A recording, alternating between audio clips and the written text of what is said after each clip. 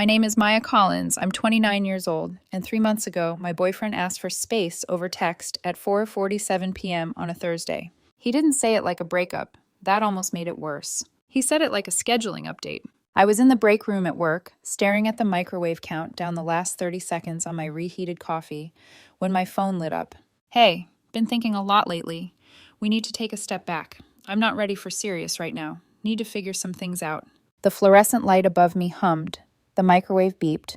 My coffee finished spinning. I didn't pick it up. Not ready for serious. After 3 years together, after practically living in my apartment 5 nights a week for a year and a half, after meeting each other's parents, after I stayed up all night holding him when his dad had heart surgery, not ready for serious. I read the text again, like maybe there was a typo that changed the whole meaning. There wasn't. My thumb hovered over the keyboard for a long time.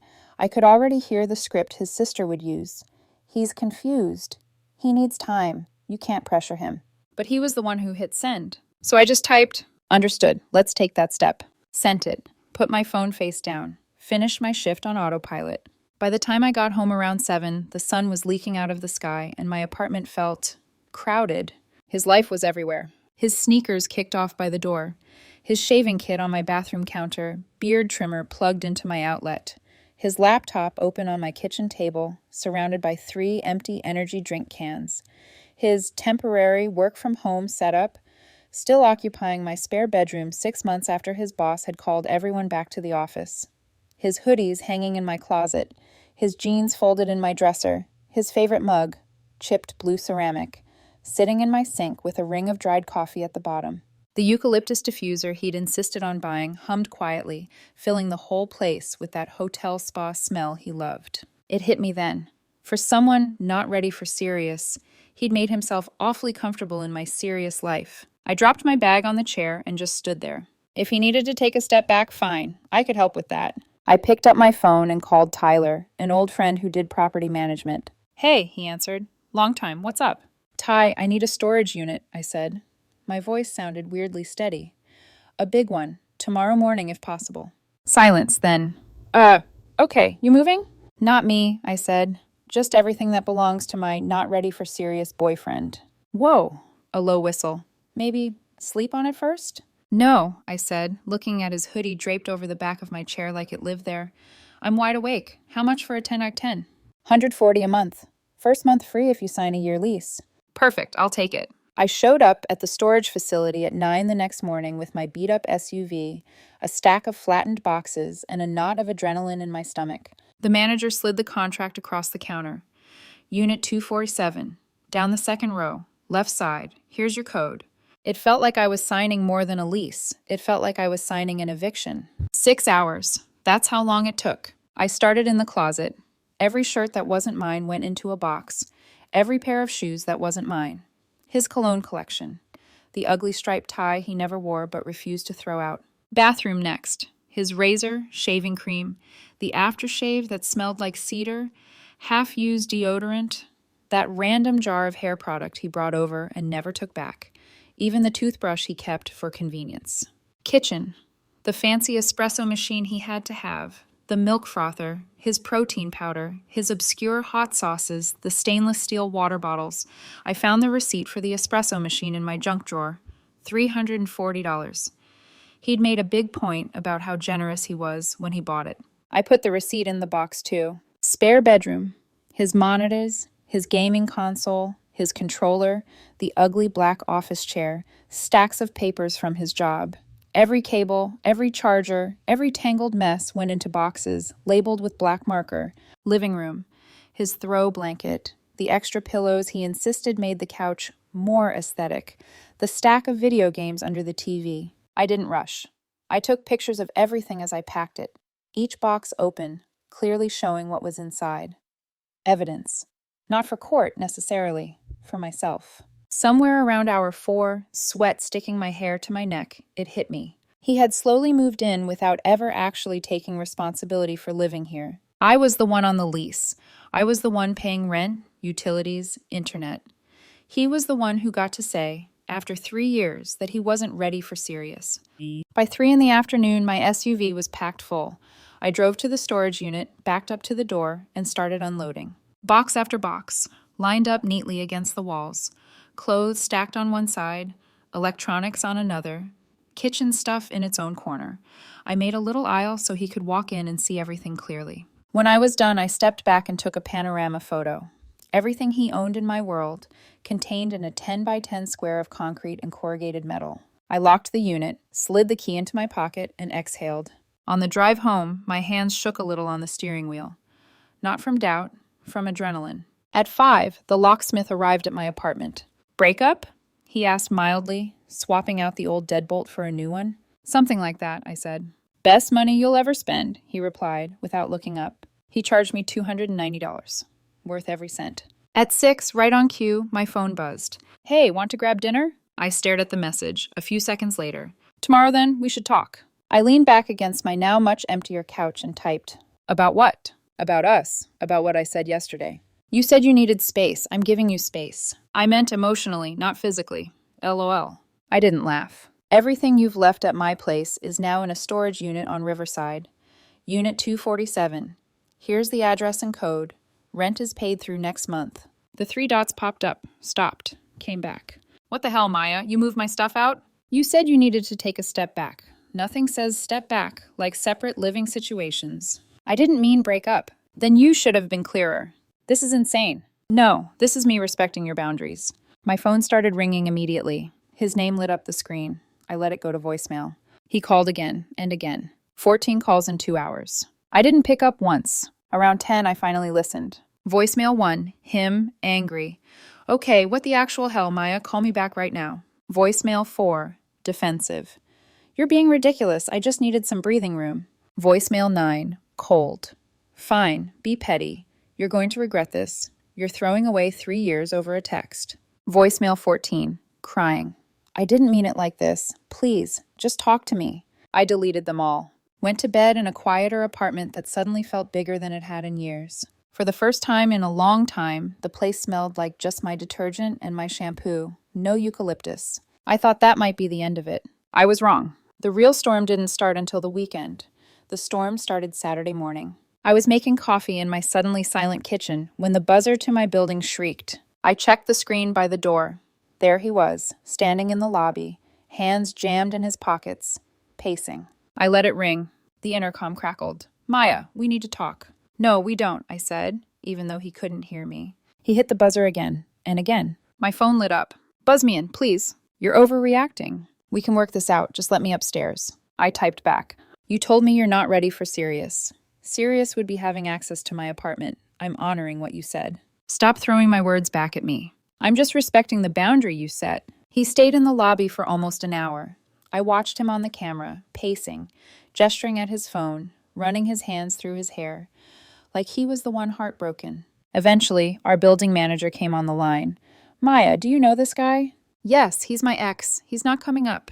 If he refuses to leave, feel free to call the police." 5 minutes later, the camera showed him walking out to the parking lot, shoulders tight. I thought that scene would be the peak. It was the opening act. Tuesday, his best friend started calling. At first, I ignored it. Then she left a voicemail. "Hey, girl, okay, I get that you're mad, but you're taking this way too far. He's a mess. He didn't mean to break up. He just needed space. Why are you doing this?" I didn't answer. She called again, texted. "You know how rare it is to find someone you click with? You're throwing that away over one badly worded text." I blocked her number. Wednesday, things escalated. I got pulled into a group chat. 7 numbers I recognized and 2 I didn't. His sister, his mom, his cousin, his best friend from college, 2 of his aunts. A digital intervention. His sister started. "Family meeting. We need to talk about what you're doing to him." His mom. "He hasn't eaten in days. He's depressed. Is this really the kind of woman you want to be?" His cousin. 3 years and you throw him out like trash over one message. Ice cold, Maya. Message after message poured in. 23 in total. Guilt in different fonts. I read every single word, then typed. He told me he wasn't ready for Sirius after 3 years. I believed him. That's it. And left the group. 2 minutes later, my phone rang from a number I didn't recognize. I picked up, stupidly hoping it was something normal. Dentist reminder. Package delivery. "Don't you dare hang up," a woman snapped. His mother. I closed my eyes. "Hello, Mrs. Turner. You need to stop this childish behavior," she said, voice sharp enough to cut glass. "My son loves you. He made one mistake with his wording, and you are punishing him like a child. One mistake? I asked quietly. He told me he wasn't ready after 3 years. He was scared, she said. Adults get scared. You don't destroy a relationship because someone has a moment of fear. He didn't say he was scared, I replied. He said he wasn't ready. There's a difference. You're being cruel. I'm being honest, I said, and hung up. Blocked that number, too. Thursday night, there was a knock at my actual door. I checked the peephole and felt my stomach sink. His dad. He looked older up close than the last time I'd seen him. Lines dug deeper into his forehead, shoulders slightly hunched. He had a six-pack of some craft beer in one hand, like he'd planned for this to be a man-to-man talk. Except there was no man on my side of the door. Maya, he called.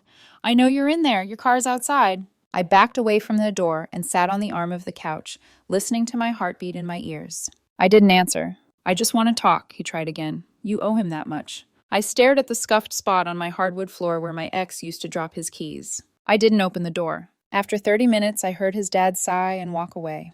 A minute later, the elevator dinged. I exhaled. I thought maybe they'd run out of tactics. Then, Friday afternoon, my boss called me into his office. The company's HR posters on the walls suddenly felt very loud. Close the door, Maya, he said. My throat went dry. Am I in trouble? He shook his head slowly. No. But I got an interesting phone call today. My stomach dropped. From someone claiming to be your boyfriend's mother, he continued. She said you're having some kind of breakdown, that you're not yourself. She asked if I'd noticed any concerning behavior at work. For a second, I wanted to sink through the floor. He held up a hand. I told her I couldn't discuss employees with third parties, but I need to ask, is there anything going on I should be aware of? I swallowed, then made a choice. My boyfriend and I broke up 3 weeks ago, I said. He asked for space. I gave it to him. His family doesn't like the way I did that. They're trying to drag my job into it. He watched me for a long few seconds, then nodded. If anyone contacts this office again about your personal life, I'm documenting it as harassment, he said. That help? I felt my shoulders unclench. Yes, a lot. Thank you. Good. Now go back to being the Maya who hits her deadlines, he said, a half smile tugging at his mouth. I left his office feeling shaky but supported. That, more than anything, told me I wasn't crazy.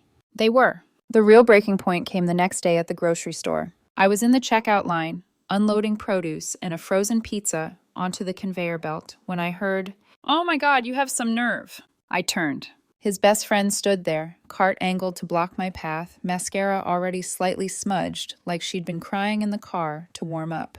"Excuse me," I said. "No, I won't excuse you." She stepped closer.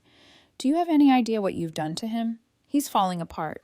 He lost 12 pounds. He cries all the time." "That's unfortunate," I said. "Unfortunate?" she repeated, voice rising. "He told you he needed space and you threw his entire life into a storage unit? Who does that?"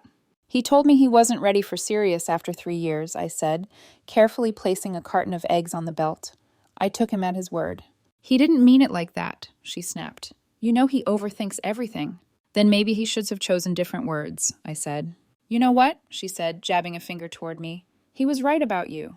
You are emotionally unavailable. You never opened up. That's why he needed space." That stopped me. "Emotionally unavailable?" I repeated. She sniffed. "Yeah, you never shared your feelings. You made him guess. That's why he panicked."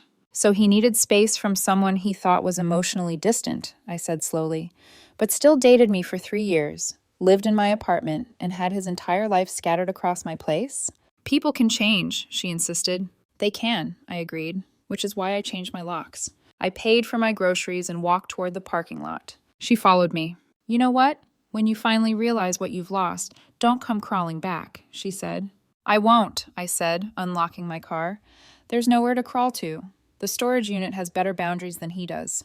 I drove home, watched her shrinking in my rearview mirror, mouth still moving. I didn't notice the long, jagged scratch on the passenger side of my car until I parked in the garage. A white line from the front door to the back. Deep. I stared at it, chest tight. Our building had security cameras. One was mounted directly above my parking spot.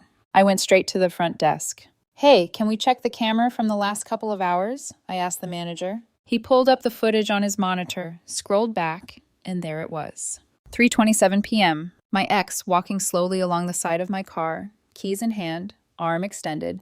He dragged the metal along my paint in one smooth, leisurely motion. I watched myself at that exact moment in another corner of the screen, still inside the store paying for groceries. "That good enough for you?" the manager asked quietly. "Yeah," I said, "that'll do." I filed a police report that evening. The officer looked tired but took it seriously. "Criminal mischief," he said, jotting notes. "Misdemeanor. With that video, he's not talking his way out of it." I nodded, numb, got an $800 estimate for the damage. Then, because I was done dancing around, I called him. He picked up on the first ring. "Maya, oh thank God, you finally—" "You keyed my car," I said. Silence. "I have video," I continued. "I filed a police report. They'll be contacting you." He exhaled sharply. "I was angry, okay? You moved all my stuff out like I was nothing. You're really going to ruin my life over a scratch?" "You ruined your own life over a set of keys," I said. "Actions have consequences." "You're insane," he snapped. "According to your mother, I'm having a breakdown," I said flatly. "According to the officer, it's criminal mischief. I trust the officer." He started to say my name again. I hung up. 15 minutes later, his mom called from yet another number. I let it go to voicemail. "You are destroying my baby's life over a car. Keying a car isn't even a real crime. You've lost your mind." I forwarded the voicemail to the officer's email as he'd requested, then blocked that number too. Sunday was quiet. Too quiet. By Monday morning, there was a new envelope in my mailbox. Law office return address. I opened it at my kitchen table, heart already braced. It was a demand letter. He wanted the value of every gift he'd ever given me, estimated at $4,200. Compensation for emotional distress to the tune of $5,000. Reimbursement for half the rent and shared expenses going back who knows how long, totaling $12,100. I actually laughed, out loud, in my empty kitchen. Then I called my friend Jenna, who worked as a paralegal. She skimmed the letter while we were on video chat, eyes widening. "This is garbage," she said. "He was never on your lease, right?" "Never." "Then he has no claim to deposits or rent," she said. "And gifts aren't refundable just because he regrets giving them. Emotional distress from a breakup he initiated? Judge would toss this in seconds." "So, should I ignore it?" I asked. "Hell no," she said. "Get a lawyer. You don't swat at a mosquito nest with your bare hand." Tuesday morning, I hired one. Retainer. $1,500. Worth it. My lawyer's response went out Thursday. Client respectfully declines all demands. No legal basis exists for the return of gifts or alleged shared expenses. Boyfriend was never a tenant and has no claim to deposits. Emotional distress claims arising from a standard relationship termination are frivolous. Continued pursuit of this matter will result in a countersuit for malicious prosecution and a request for attorney's fees. We sent it, then waited. Saturday, his lawyer called mine. Suddenly, all the big demands vanished. Now he just wanted items of sentimental value returned. Family photo album, a watch from his grandfather, an old laptop. My lawyer relayed the message over the phone, sounding amused. "Everything is in the storage unit," I said. "I documented it. The laptop, the watch, his nostalgic flannel shirt, all of it. He has the code." "He claims he's afraid to go alone," my lawyer said. "Then he can take a friend," I replied. "Or his mother. Not my problem." "Exactly what I told them," my lawyer said. I thought maybe that would be the end. That's when his best friend showed up somewhere new. My gym. She caught me just as I stepped out of the locker room, hair still damp from the shower, earbuds in, mentally halfway to the smoothie bar. She jumped in front of me so fast I almost collided with her. "Maya, please!" Her voice was breathless, like she'd been pacing the hallway waiting for me to walk out. I pulled one earbud out. "How did you even know I work out here?" She winced. "He told me." "So you're stalking me now?" "No, he's not doing well, okay? He's really not." "That's not my responsibility anymore." She shook her head hard, like she couldn't believe I didn't understand the assignment. "You dumped him into a storage unit, filed a police report, hired a lawyer. He thinks you hate him." "I don't hate him," I said. "I just believe him." She blinked. "Believe him?" "He said he wasn't ready for serious," I said. I accepted that. "You know he didn't mean it," she snapped. "People say stupid things when they're scared." I shrugged. "Then he should have said he was scared." "He didn't know how," she insisted. "You don't exactly make it easy." That actually stunned me into silence. "What does that mean?" I said slowly. She swallowed. "You never opened up to him. That's why he panicked. He felt like he was proposing to a brick wall." My stomach tightened. "Proposing? What are you talking about?" She hesitated, too long. I stepped closer. "What did he hear?" She let out a slow breath. "Someone told him you were looking at engagement rings." My blood went cold. I'd kept that secret so tightly. screenshots hidden in a locked album on my phone, a saved Pinterest board titled Home Projects, because I didn't want him to stumble on it. I had gone to a jeweler 3 months earlier. I'd been planning to talk about our future on our anniversary next month. Who told him? I asked. She looked miserable. Does it matter? It does to me. Fine, she whispered. His coworker, the woman on the 3rd floor. Her cousin's friend works at that jewelry store downtown. He saw you looking. My chest tightened like someone had wrapped barbed wire around my ribs. So he heard I was preparing for our future, I said quietly. And instead of talking to me, he decided to step back and test drive another woman. She flinched. It wasn't like that. It was exactly like that, I said. I walked past her toward the exit. She followed me. Just talk to him, please. He regrets everything. I didn't even slow down. Then he should regret it from someone else's phone, because my number is changing soon. That night, I canceled my gym membership. Joined another one across town. Friday evening, an unknown number called. Normally, I don't answer those anymore, but something nudged me. Hello, I said, a hesitant male voice. Hey, Maya, it's, Tom, from his office. His coworker, the one whose Instagram had pictures of their lunches, the one who commented on all his posts with inside jokes, the one who'd been just a friend. I exhaled slowly. I don't care what you have to say. Just hear me out, he rushed. He's really struggling. He's missing work. He barely talks. He's destroyed. Consequences, I said. That's harsh. Well, he keyed my car, I said. I think harsh already happened. Tom sighed. He made a mistake. Which one? I asked. The texting, the storage unit tantrum, the group chat, the smear campaign, the scratch, the lawsuit. Please be specific. A long pause. We're just worried about him, he said weakly. Who's we? Silence. That's what I thought, I said, and hung up. Later that night, I checked his social media from a private account I kept for work. He'd posted some vague, melodramatic rant. Some people don't know how to have mature conversations about boundaries. When men try to communicate, they get punished for it. Hundreds of comments. His cousin added. She kicked him out over one text. Crazy. Someone replied. What did the text say? His cousin answered. He told her he needed space to think. A random commenter responded. And she gave him space. What's the problem? I almost laughed. Within an hour, he deleted the whole post. Saturday morning, the doorbell rang. I opened the door a crack. His sister stood on my porch, holding coffee and a bag of warm bagels like some peace treaty refugee. Maya, please, she said. 5 minutes. I sighed. Why? Because he's my brother, she said softly. And he's hurting, and you could fix this. I'm not a repair service. She flinched. I didn't mean, look. He said he wasn't ready. You took it literally. That's all this is. Miscommunication. You both screwed up. You can fix it. You can be happy again. He hasn't been happy with me for months, I said. Maybe years. That's not true. He texted me after 3 years saying he wasn't ready, I said. If he meant he was scared, he should have said scared. If he meant he was stressed, he should have said stressed. If he meant he wanted to try things with his coworker, he should have said that too. Her face crumpled. He didn't cheat. No, I said. He just prepared for it. She swallowed hard. He wants you back. He should have thought about that before he walked away. You're being stubborn. I'm being consistent. She stared at me, eyes shining. Then her mouth tightened. You're going to regret this, she said quietly. Maybe, I said, but probably not. She left the bagels and coffee on my doorstep. I threw them away. Sunday morning, my brother called. Maya, his sister messaged me. Of course she did. What did she say? That you're being emotionally abusive and isolating him. That you're punishing him for setting healthy boundaries. That he's worried for his safety.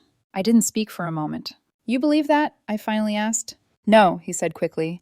I just wanted to give you a heads up. She's reaching out to everyone. Of course she is. By Tuesday, I had 12 more messages from friends, coworkers, acquaintances, every one of them starting with, Hey, I got a weird message from your ex's family. I copy-pasted the same reply to all of them. He texted me saying he wasn't ready for serious. I respected that. That's the whole story. Most people dropped it, but his mom wasn't finished. Tuesday evening, my own mom called. Honey, she said, your ex's mother is in our driveway. I shut my eyes. What does she want? She says she won't leave until I make you see reason. What do you want me to do? Call the police. A pause. Are you sure? Yes. 10 minutes later, my mom called back. She left before the officers arrived. They took a report. I nodded, even though she couldn't see me. Good. Then I got a text from a new number. Stop contacting me, my family, my friends, and my workplace. Stop showing up at homes and offices. Stop calling from new numbers. This is your only warning. Next contact results in a restraining order. A reply came within seconds. You know who this is. It's not over until I say it's over. I took a screenshot, forwarded it to my lawyer. He wrote back, "Perfect. This is exactly what we needed.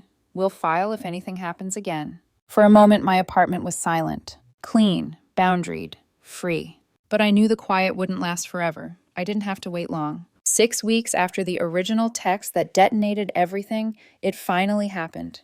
The moment that made every puzzle piece click into place. It was a Friday afternoon.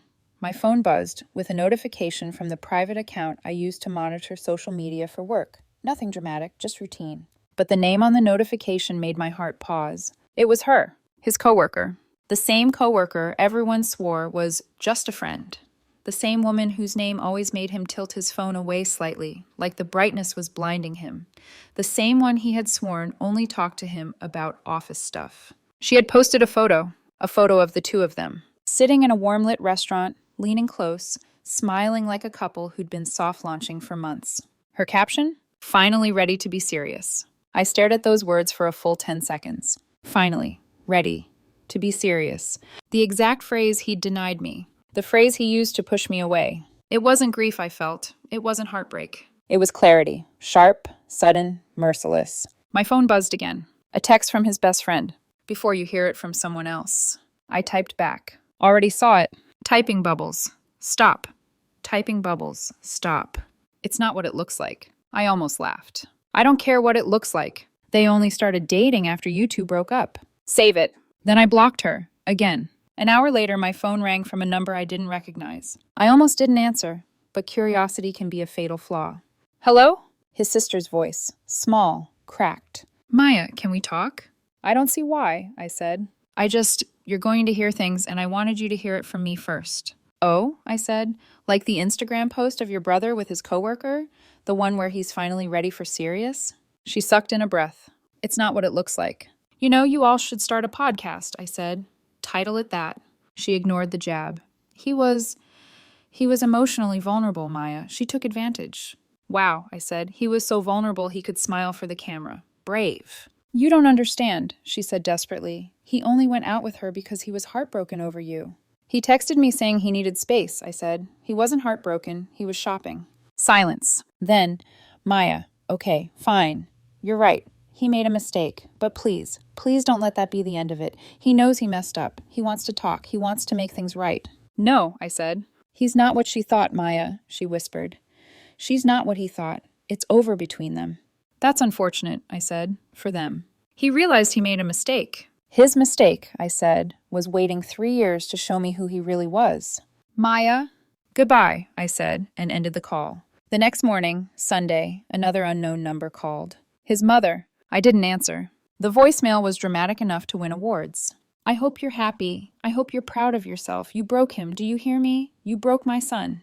I hit delete, blocked the number. 10 minutes later, another number, another voicemail. He hates her. He realized you were the one. He wants you back. He is begging for another chance, but you're being cruel. Delete, block. I went to make breakfast. I didn't feel cruel. I felt done. Tuesday night it came. The final message. It was long, 6 full paragraphs of confessions, apologies, explanations, excuses, and emotional debris. He admitted everything. That he panicked, that he thought I was planning to propose, that he freaked out, that he texted me without thinking, that the coworker was just emotional comfort at first, that he'd made everything worse, that he wanted me, not her, that he'd broken something he didn't know how to fix. He ended with, please, Maya, just talk to me.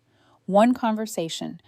I know I handled everything wrong. I know I hurt you, but I miss you. God, I miss you. I sat with it. Read it twice. Then typed, you wanted to take a step back. So I took several steps back to 0. Your voicemail saying you didn't mean breakup came too late. You made your choice. Now you live with it. Block the number. I didn't cry. Not even a little. The following morning, I walked into the jewelry store where I'd picked out the ring I once imagined giving him. 3 months earlier, I'd stood here with my nervous heart and my quiet hopes. Now I stood with the receipt and the unopened ring box. The jeweler recognized me instantly. Change of plans, he said gently. Yeah, I said, setting the box down. Change of person, change of everything. He nodded, like he'd seen this story 1,000 times, but never said the ending out loud. He processed the return. They gave me 74% back, 2,100. I used it that afternoon to pay off my credit card balance. The relief felt cleaner than any proposal ever would have. The next day, I changed my number, moved my gym membership, changed grocery stores, altered my route to work. Not because I was afraid of him, because I was done living a life shaped around someone who wasn't sure about me. I gave my new number only to people who mattered. 3 days later, I tested my new grocery store. It didn't work. I saw him in aisle 6. Of course. He saw me first and rushed over like he'd been waiting for this moment. "Maya," he breathed. "Please, please just talk to me." I kept walking. He followed. I'm sorry. I'm sorry for everything. I was wrong about all of it." I stopped, turned. "What do you want from me?" I asked. "I want you," he whispered. "I want us back. I want another chance. I know what I did. I know I messed up, but I realized." "No," I said. His face crumpled. "Why not?" "Because you didn't come back because you realized you loved me," I said. "You came back because she disappointed you. That's not love. That's convenience. That's not fair. You texted me after 3 years saying you weren't ready for serious," I said. "Then you got with her 14 days later. Nothing about this is fair." "Maya, I made a mistake." "And you got exactly what you asked for," I said. Space. Permanent space. I turned and walked away. He didn't follow. Not this time. When I got home, I sat on my couch in the quiet, waiting for regret or sadness or nostalgia. But none came. 3 years feels like a lot. But you know what feels worse? 3 years and 1 day with the wrong person. Or 4 years, or 10, or a divorce. He showed me who he was. It took me 6 weeks to fully believe him. But I did. And once you believe someone, you can finally let go. Next week, the storage unit rent expires. Whatever he hasn't picked up gets donated. His problem, not mine. My apartment doesn't smell like eucalyptus anymore. It smells like my detergent and my coffee and my cinnamon candle. It smells like my life. And for now,